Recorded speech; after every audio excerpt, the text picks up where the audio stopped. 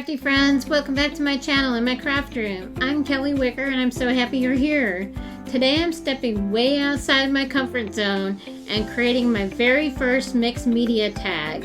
And I'm combining gorgeous Spellbinders 3D florals and all that amazing Tim Holtz texture. We're talking grit paste, sprays, splatter, mummy cloth, all the messy layered goodness. If you love dimension, texture, and watching someone take a creative risk, you are going to love this one. Let's jump in and see if I can actually pull this off. Okay, I'm finally back in the craft room. I went a little MIA for a couple of weeks after unexpectedly losing a dear sweet friend of mine. Her name was Megan. I won't give out her full name. Her name was Megan. She, like I said, it was unexpected. She died in a horrible, tragic way. She didn't deserve what she got. So it's been really hard processing all of that. I've known her probably, I want to say, maybe 16 years, something like that. We worked together for years. And we did things outside of the office. Went to her Zumba classes. We'd go get coffee. We would have lunches together. We just had each other's back at the office. I don't work at that office anymore. She didn't either. Yeah, she was just a good friend of mine. I will dearly miss her. So just still trying to process all of that. It was heartbreaking. Like, she was just a bright light, had the biggest smile, loved teaching Zumba. She had recently lost a bunch of weight. Not recently, it was like several years. I was so proud of her. Just a tragic loss. And okay, so enough about that. I just had to get that off my chest because it's been really hard getting back into the craft room. So I've been crafting, but I haven't really been producing content, and y'all know that doesn't help the YouTube algorithm at all. So I'm working on getting back into a consistent rhythm. My goal is I want to get back to trying to do 1 to 2 videos a week, which feels realistic and doable for me. So that's what that's my goal. So now let's talk about today's project. So I'm going to be creating with both Spellbinders and Tim Holtz products. As you know, I'm a Spellbinders affiliate, and they were kind enough to send me the Love in the Mist Etched die set. This is designed by Susan Tierney-Cockburn from the Poet's Garden collection. Y'all know how much I love creating 3D florals with Spellbinders. I have a few of the videos on my channel showing how to create 3D florals. And for this project, I'm stepping a little outside of my comfort zone and making my very first mixed media tag, which I'm super excited about. So to build all that texture and depth, I'll be bringing in Tim Holtz products. Like I'll be using this stencil here. This is called the Stone Layering Stencil. So I'll be using that. One of his sticker books for the sentiment. And I'm going to be bringing in grit paste, crypt, and some sprays, and some other things. So I'll also point out the other tools and supplies that I'm going to be using along the way. So without further ado, let's jump into the creative fun, the card making that y'all are here for. So you know I love showing you how I bring my projects to life, and I hope you all stick around. Okay, so I'm starting today by inking up the flowers I already die cut out. For today's cardstock, I am using, let me get that out here real quick so I have the proper name. I am using Susan's Garden Specialty cardstock because we're going to be shaping the flowers, and that is great for shaping flowers. So I just didn't feel like pulling out my alcohol markers today. I like my alcohol markers, but I like my sprays lately, and they're just so fun. So I wanted something quick, a little messy, and like I said, just fun. I could have used color cardstock for quick and easy flowers, but I wanted to get out my sprays. So that's what I'm doing here. So I'm putting all the pieces that still need color into my spray box here. I got the stamens, the centers, and those little leafy pieces. I guess they're called bracts. I'm not sure if I'm pronouncing that correctly. It's spelled B-R-A-C-T-S. Those wispy outer petals on the Love and a Mist flower. They're not really regular petals. They're those feathery pieces that frame the bloom and give it that delicate look. So I'm just getting everything set up here so I don't completely destroy my craft room. I line the box with paper towels to catch the overspray. Sprays are fun, but they go everywhere. And somehow they always end up on your hands too. So for the centers and the stamens, I'm using Distress Oxide spray, as you see me doing here, and Mowed Lawn. And then I'm going to be layering on in a little bit with Distress Spritz and Mowed Lawn as well. So I'm spraying both the front and the back because I really want good coverage. I don't want that white showing. So I'm going to be using my reverse tweezers to hold the tiny pieces and to be able to flip them back and forth so I don't end up with green fingers. Although, let's be honest, that still kind of happens. I do already have some leaves and flowers inked up and drying off to the side of my medium craft stack tray.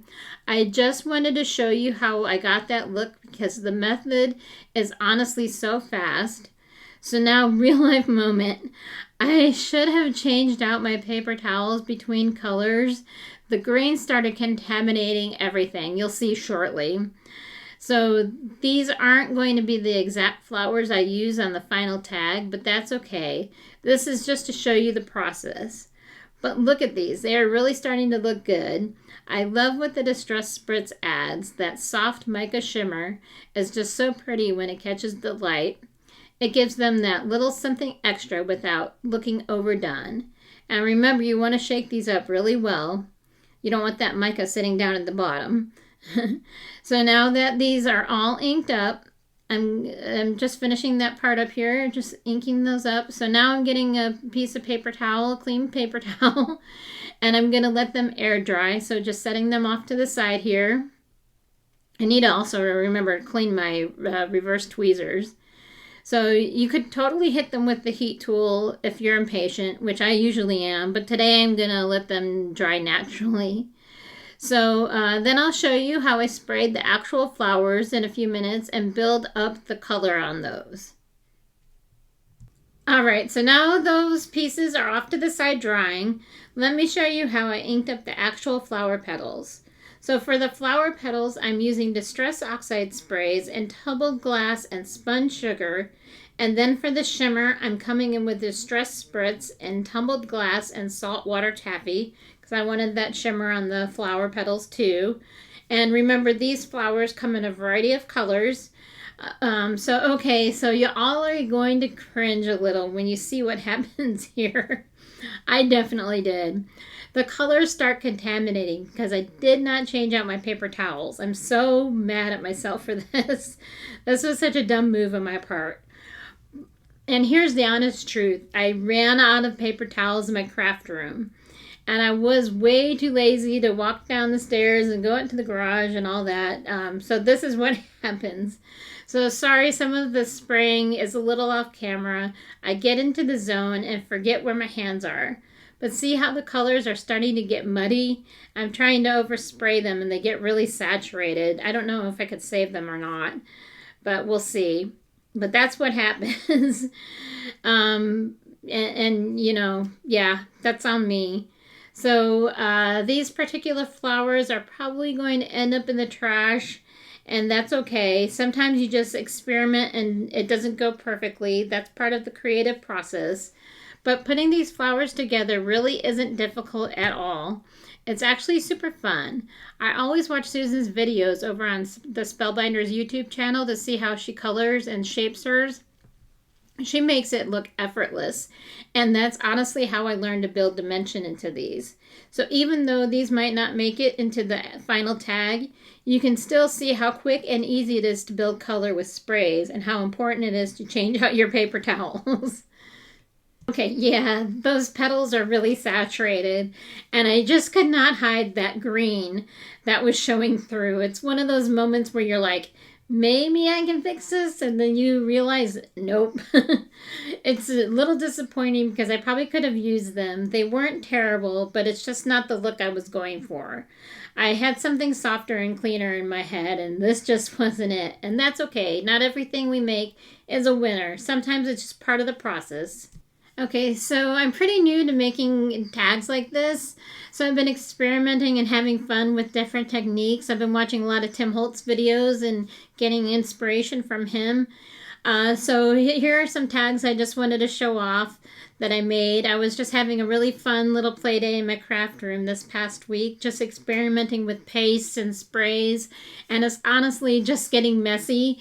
Remember, you don't want those pastes to sit. They do have a shelf life, so make sure to get out those pastes and use them. So like I said, this was just really fun, and I wanted to show those off. Okay, so it's time to start shaping these flowers. I'm pulling out my Susan's Ultimate Toolkit. They don't make this anymore, which is really sad, it's such a shame. It's a good kit. I haven't seen it on the Spellbinders website in a long time, and it's not even on Amazon anymore, so I'm guessing it's officially discontinued, because I did buy mine off Amazon. But there are definitely other brands out there that make flower shaping toolkits if you're looking for something similar. I believe Sizzix has one, Tim Holtz. I will link something similar down below for you. But these feathery pieces, they're kind of fern-like, and I'm going to do what Susan did in her video. I'm taking my little detailed scissors and snipping each of those tiny projections in half. There's really no way to make them as fine as they probably would be in real life because they'd never release from the die if they were that delicate. You just want to give them that feathery fern-like look. Just small snips right down the middle, nothing too dramatic. And these detailed scissors are perfect for this kind of precise work. I'm really liking how those feathery pieces are turning out. They're starting to look nice and delicate. And see how that green that's what I was showing, is that green from the Distress Spritz is transferring onto my fingers. That's exactly what I was talking about earlier. It definitely moves around, so just be prepared for that. You also want to wipe down your tools when you're done so you don't accidentally transfer ink onto your next project. And please ignore my bad manicure here. I definitely need to go get my nails done soon. Maybe something cute for Easter. I love Easter and springtime. I think the last time I had them done was around Valentine's Day. So yeah, it's time. Okay, so I'm just wiping some of that green that transferred onto my hands and my fingers. It was driving me nuts with this old paper towel that I had off to the side. See, it really does move around. That Distress Spritz shimmer is pretty, but it travels. So now I'm going to pull out my leaf pad and my molding pad and my tool-in-one with all the shaping attachments. This is why I still wish they made this kit, or at least still carried the tool-in-one with all the shaping accessories. It's just so convenient having everything in one place. But there are definitely other shaping tools out there that I mentioned earlier that will do the same thing. I'm only going to show you shaping one flower on camera, and then I'll finish the other two off camera because this part can take a little time. But remember, that's part of the fun with these 3D florals. It's all about that detail. So take your time when shaping these flowers. It's amazing what you can do with them. See, just watch me here. So I'm mostly following what Susan does in her videos. She really is the queen of shaping 3D florals. The shaping is what brings these flowers to life. You can ink them beautifully, but if you don't add dimension, if you don't cup the petals, add movement, curl the edges, they just fall flat. So I like to really take my time here. I'm pressing into the molding pad, cupping the petals gently, giving them that natural curve. Real flowers aren't flat, that they have movement, they have depth. Some petals bend forward, some curl back. That's what makes them look realistic. This is the part of that transformation, a die cut into something that looks like an actual flower. When you build this much dimension, though, you have to think about how it's going to be given to someone. If this were on a card, I would absolutely hand deliver it, and if I had to mail it, I would put it in a small box rather than a regular envelope so all the shaping doesn't get smashed. There's nothing worse than spending all this time building dimension and then having it flattened in the mail. That's one of the trade-offs with 3D florals. They are gorgeous, but they are dimensional. Do y'all prefer really dimensional flowers like this, or do you tend to keep your projects a little flatter so they're easier to mail? I'd love to know what you usually do. Let me know in the comments. When it comes to 3D florals, the shaping is what truly brings them to life.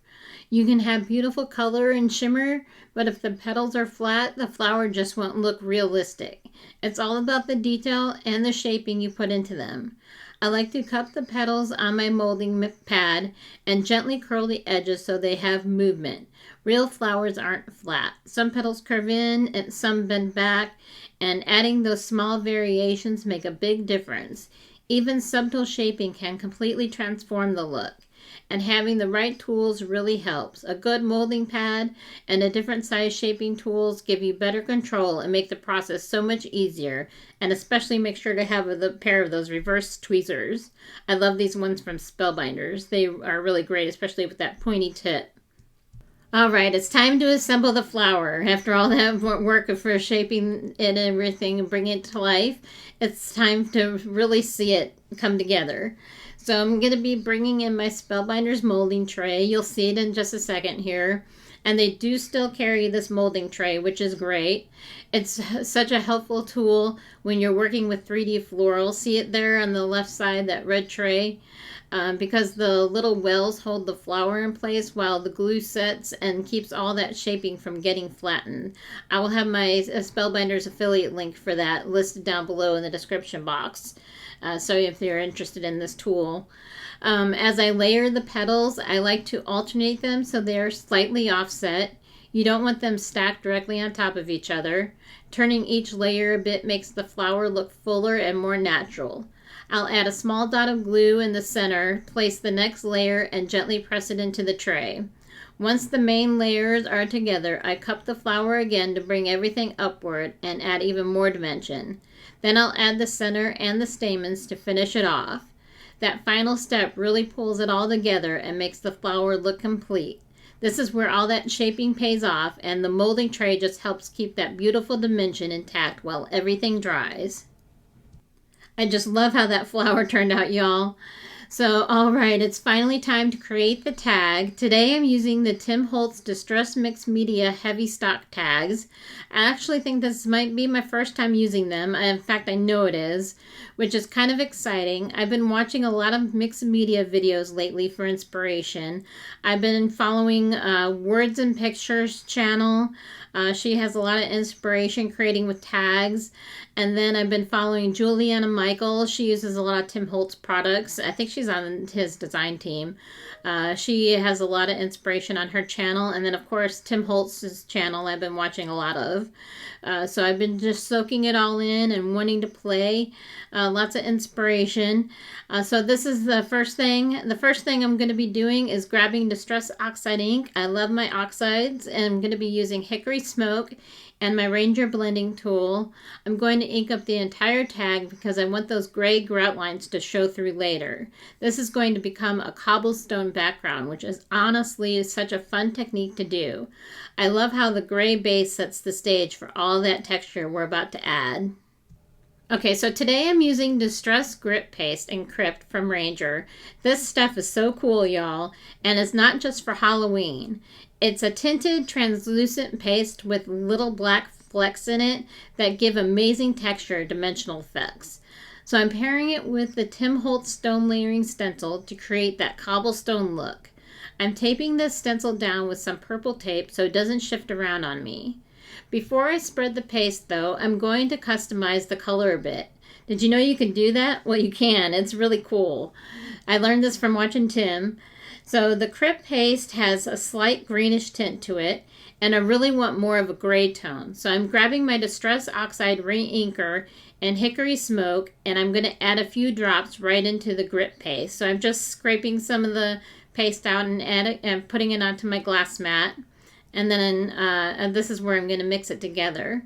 So then I'll use my Ranger palette knife to mix it all together, as you see me doing here in a few seconds. So this part is actually really fun because you can completely change the color of the paste with re-inkers. It's a little off camera there, sorry about that. But you're not stuck with the original shade. You can make it lighter, darker, warmer, cooler, whatever fits your projects. It's like creating your own custom texture paste, and that's what makes mixed media so fun. Okay, so now that the paste is mixed and about the color I want it, I'm not sure it changed a ton, but it was still fun to customize it. I'm going to take my palette knife and start applying it over the stencil. When you're spreading the paste, you just want to glide the palette knife gently across the surface and let the paste fill in those openings.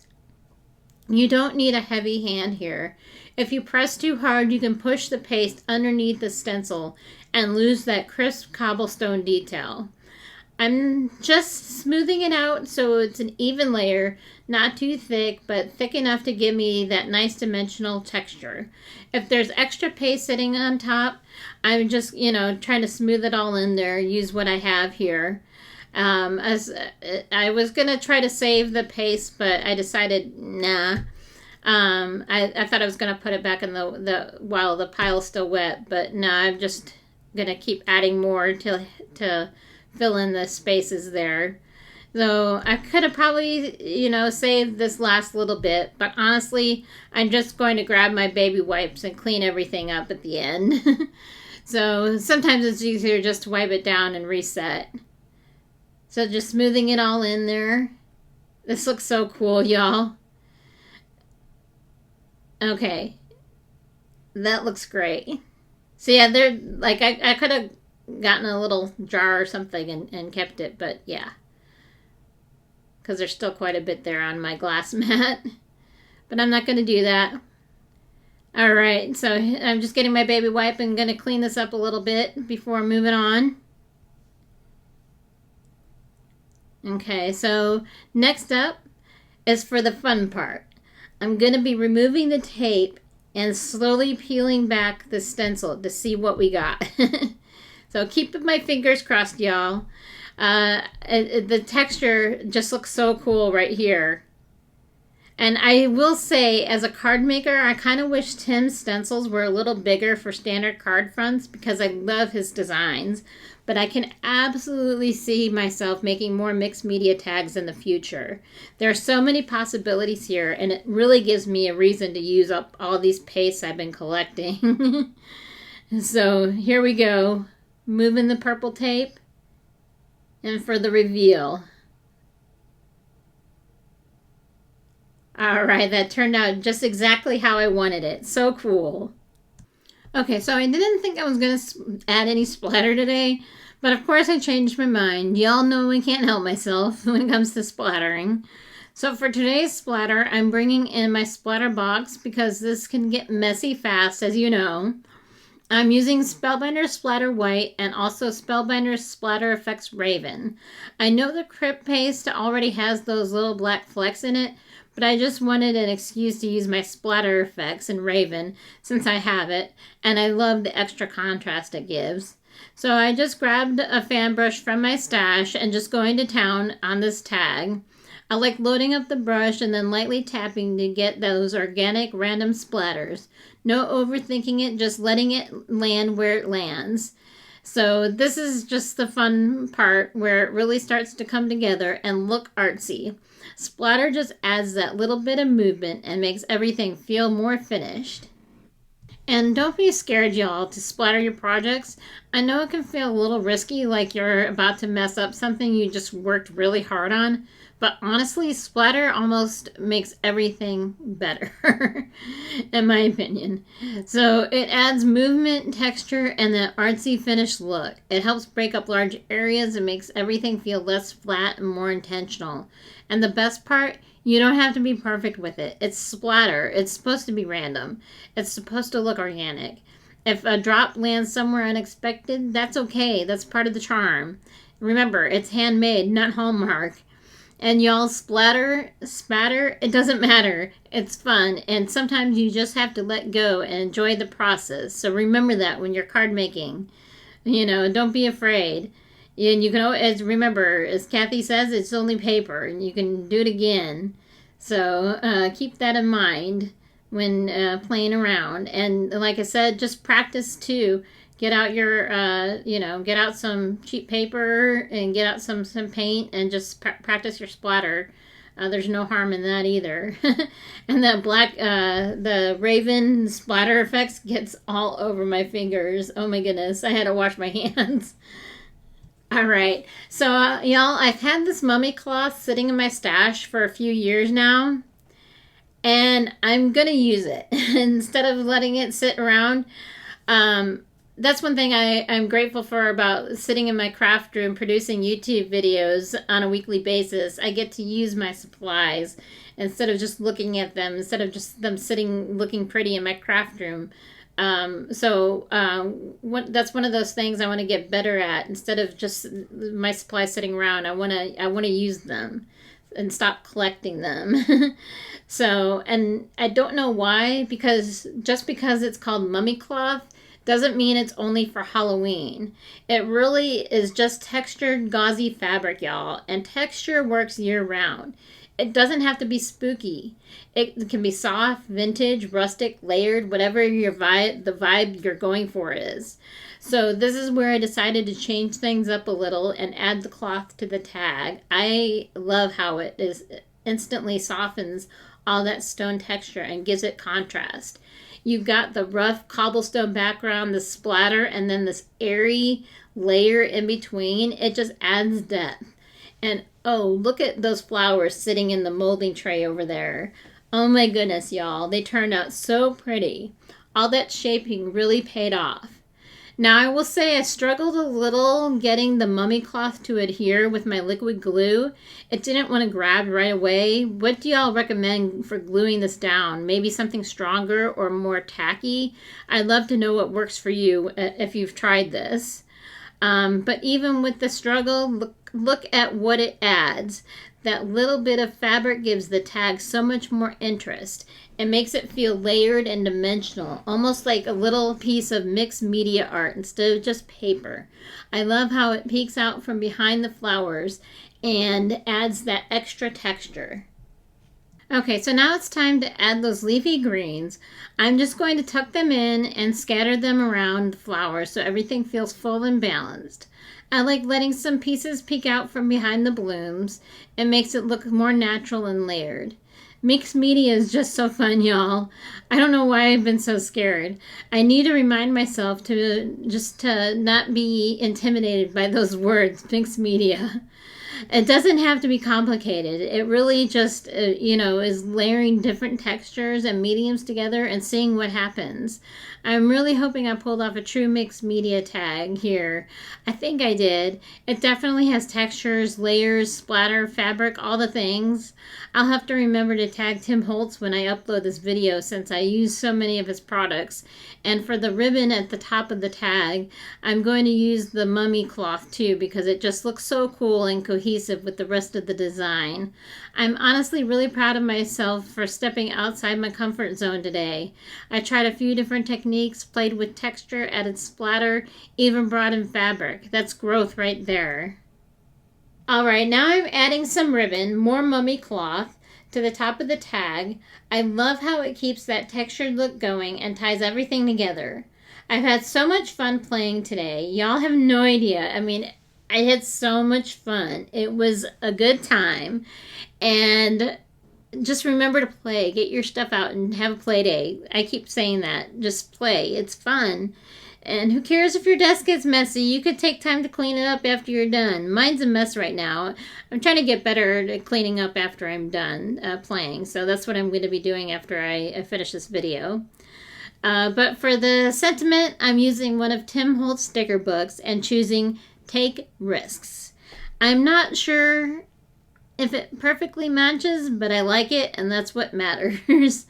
It actually fits today's project, I think. This whole tag was about taking a risk, stepping outside my comfort zone and trying mixed media. It's good to challenge yourself and try something new, even if you do it a little scared. It's okay, y'all. So that wraps up today's mixed media tag. If you enjoyed it, be sure to like, comment, share, and subscribe. I'd love to have you here. I'll also have my Spellbinders and Amazon affiliate links listed below. I appreciate your support so much. Thank you all so very much for watching, and I'll see you in the next card making video, or tag. Thank you.